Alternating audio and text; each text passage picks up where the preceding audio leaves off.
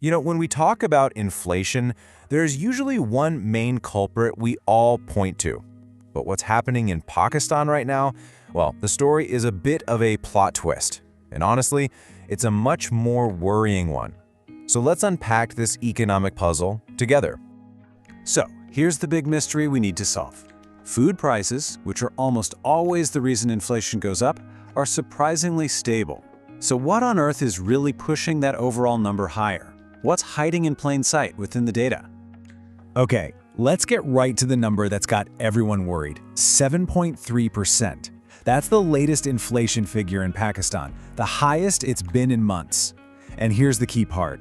It has officially broken through the state bank's own target range of 5 to 7%. That's a red flag. And this is where it gets really interesting. It's like we're looking at two completely different stories at the same time. On one hand, you've got food inflation chugging along at a calm 3.6%. But then you look at transport and housing costs, and they are just exploding, both up around 12%. So this isn't one inflation story, it's two. And the calm one is masking a much bigger problem. So what's the link? What do soaring fuel prices and skyrocketing utility bills have in common? The answer, when you get down to it, is simple: energy. What we're really seeing here is an energy contagion, and it's spreading through the economy like a wildfire. If we look at how the average person spends their money, the Consumer Price Index, the problem just jumps right out at you. Yeah, food is the biggest slice of the pie for most families, but it's not the problem. It's those smaller but red-hot slices for transport and housing and utilities that are pulling the entire average way up. And this is the number that truly explains the crisis. Energy inflation is closing in on 30% year on year. Just let that sink in for a moment. This is not a tiny little uptick. It's not some seasonal thing. This is a fundamental rupture in the economy's engine room. Okay, so this gets us to a really important economic idea called the cost-push transmission mechanism. I know it sounds fancy, but the idea is actually super simple. When the cost of a basic building block, like energy, goes up, it doesn't just make one thing more expensive, it pushes up the cost of making everything. Let me show you how this chain reaction works, step by step. It usually starts somewhere far away, right? Geopolitical tensions, for example, which push up global oil prices. Since Pakistan imports a lot of its energy, that hit is felt immediately at home as higher fuel costs. That, in turn, makes it more expensive to run every truck, every factory, which eventually leads to higher prices for you and me. Think about something as simple as a loaf of bread. That 30% energy price hike isn't just about the gas in the delivery truck. No. It's buried in every single step. The cost to produce the flour, to power the huge ovens at the bakery, to keep other ingredients refrigerated, and even to keep the lights on in the shop where you buy it. Energy costs just multiply themselves all the way down the line. And that leads us to the most crucial point here. Energy inflation is uniquely dangerous. See, when the price of tomatoes goes up, it's a direct cost you pay for tomatoes. But when the price of energy goes up, it infects the entire economic system because it's a fundamental cost for pretty much every single good and service we all depend on. So you can imagine this whole situation puts Pakistan's policymakers in an incredibly tough spot.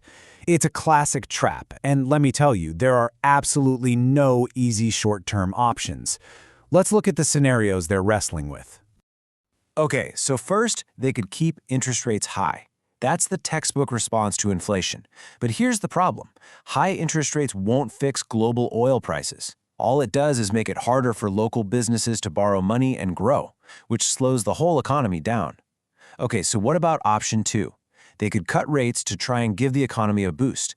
But with inflation already so high, that's a huge gamble. It could weaken the currency, which would make buying energy from other countries even more expensive, just adding fuel to the fire. And finally, there's the only real solution: deep structural reform of the energy sector. But that's a massive, multi-year project, not a quick fix. And that brings us to the uncomfortable truth of it all. The policymakers are completely trapped. They're stuck choosing between short-term fixes that are like using a hammer to fix a watch and a long-term solution that just won't deliver results fast enough to help right now. And this isn't a failure of one person, it's a structural problem that's been decades in the making. So we've talked a lot about these big economic concepts, but why does any of this actually matter to you? Let's connect these abstract numbers to what they really mean for families and for the country's future.